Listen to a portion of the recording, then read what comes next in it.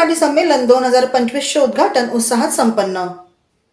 विश्व मराठी संमेलन 2025 चे मुख्यमंत्री देवेंद्र फडणवीस, उपमुख्यमंत्री एकनाथ शिंदे, उपमुख्यमंत्री तथा पुणे जिल्ह्याचे पालकमंत्री अजित पवार, मराठी भाषा मंत्री उदय सामंत, विधान परिषदेच्या उपसभापती डॉक्टर नीलम गोरे, नगर विकास राज्यमंत्री माधुरी मिसाळ, ज्येष्ठ साहित्यिक पद्मश्री मधु मंगेश कर्णिक यांच्या उपस्थितीत आणि देश, राज्य, परदेशातून आलेल्या साहित्यिक मराठी प्रेमींच्या प्रचंड उत्साहात उद्घाटन झाले। आजच्या कृत्रिम बुद्धिमत्तेच्या युगात मराठीतील अभिजात साहित्य पुढच्या पिढीकरता कसे नेता येईल या दृष्टीने ChatGPT सारखे एखादे स्मॉल लँग्वेज मॉडेल तयार करण्यासाठी मराठी भाषा विभागाने पुढाकार घ्यावा। वयाच्या 4थ्या वर्षी साहित्याच्या निर्मितीला सुरुवात करून अजूनही वयाच्या 93व्या वर्षी सर्व प्रकारचे साहित्य निर्माण केलेल्या सृजनशील साहित्यिक पद्मश्री मधु मंगेश कर्णिक यांना या संमेलनाचा पहिला साहित्यभूषण पुरस्कार देताना आनंद होत आहे, अशी भावना मुख्यमंत्री देवेंद्र फडणवीस यांनी व्यक्त केली।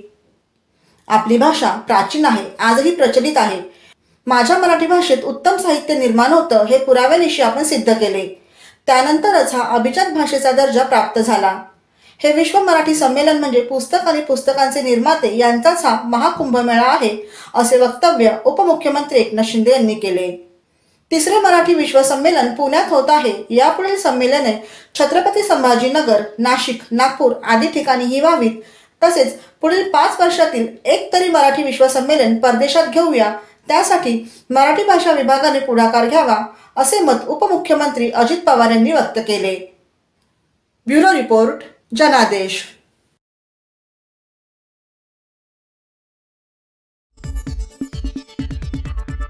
आपली माणसं, आपला देश, पाहत रहा जनादेश।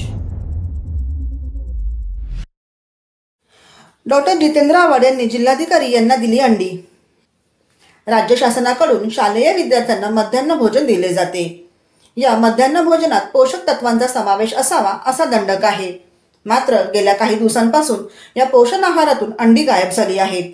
या पोषण आहारातील अंड्यांसाठी वर्षाला 50 कोटींची तरतूद करण्यात सरकार अपयशी ठरले असल्याचा आरोप करीत राष्ट्रवादी काँग्रेस शरदचंद्र पवार पक्षाचे राष्ट्रीय सरचिटणीस तथा विधिमंडळ गटनेते डॉक्टर जितेंद्र आव्हाड यांनी जिल्हाधिकाऱ्यांमार्फत राज्य सरकारला अंडी पाठवून अनोखा निषेध केला। मध्यान्ह भोजन योजना ही भारतातील शालेय भोजन कार्यक्रम आहे।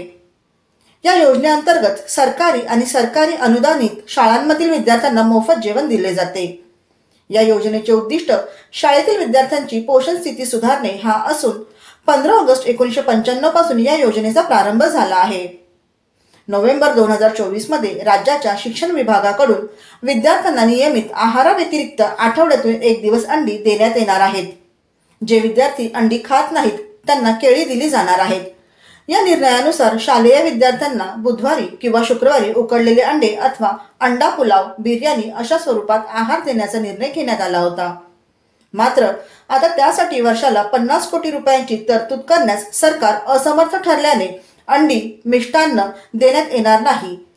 त्याचा निषेध करण्यासाठी डॉक्टर जितेंद्र आव्हाड यांच्या नेतृत्वाखाली जिल्हाध्यक्ष सुहास देसाई, कार्याध्यक्ष प्रकाश पाटील, महिला जिल्हाध्यक्ष सुजाता घाग, महिला कार्याध्यक्षा सुरेखा पाटील यांच्यासह अनेक कार्यकर्त्यांनी जिल्हाधिकारी अशोक शिंगारे यांची भेट घेऊन त्यांना अंडी दिली।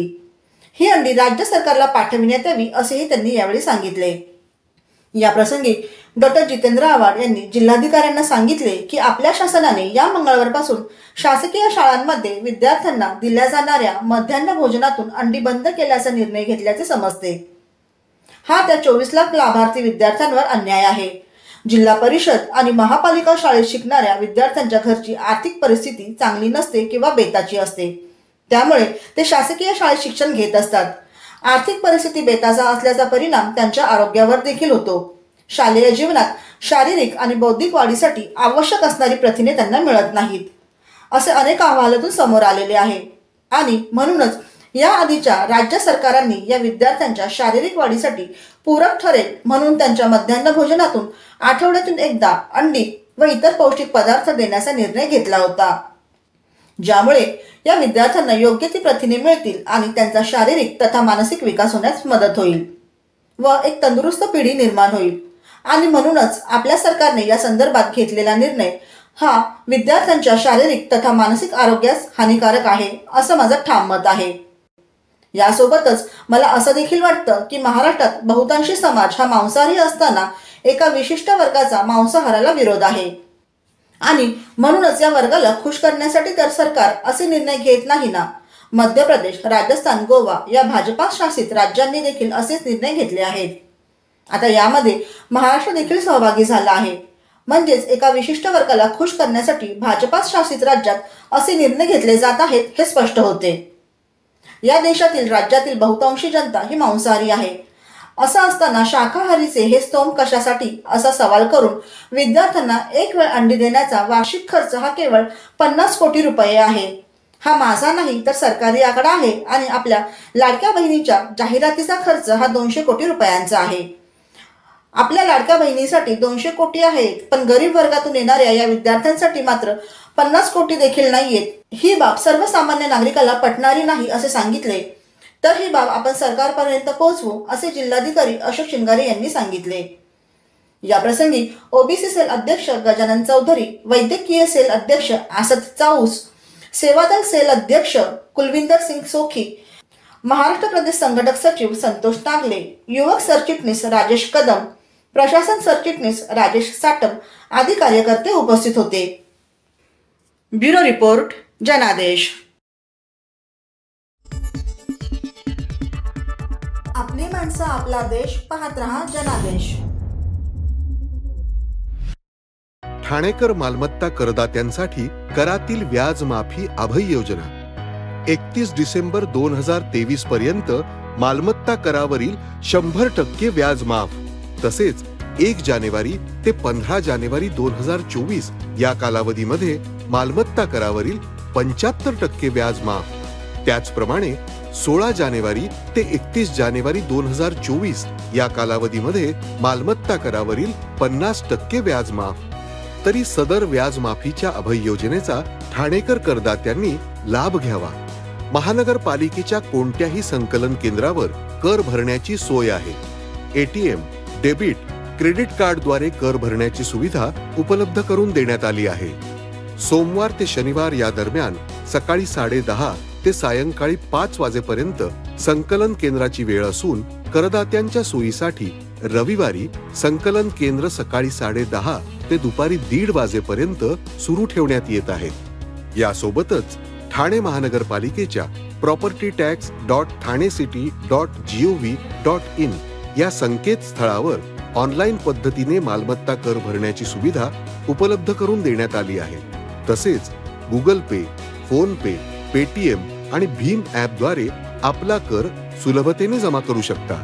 ठाणे महापालिका क्षेत्रातील सर्व करदात्यांना विनंती आहे की आपण या व्याज माफी अभय योजनेचा जरूर लाभ घ्या आणि आपला मालमत्ता कर लवकरात लवकर महापालिकेमध्ये जमा करून महापालिकेस सहकार्य करा। धन्यवाद।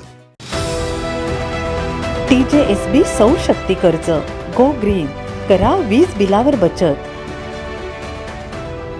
आकर्षक व्याजदर, 84 महिने परतफेड कालावधी, 80% लोन, व्यावसायिक आणि उद्योजकांकरता सुद्धा। अधिक माहितीसाठी तुमच्या जवळच्या शाखेला भेट द्या किंवा संपर्क साधा 1800-223-466 आणि 1800-266-3466।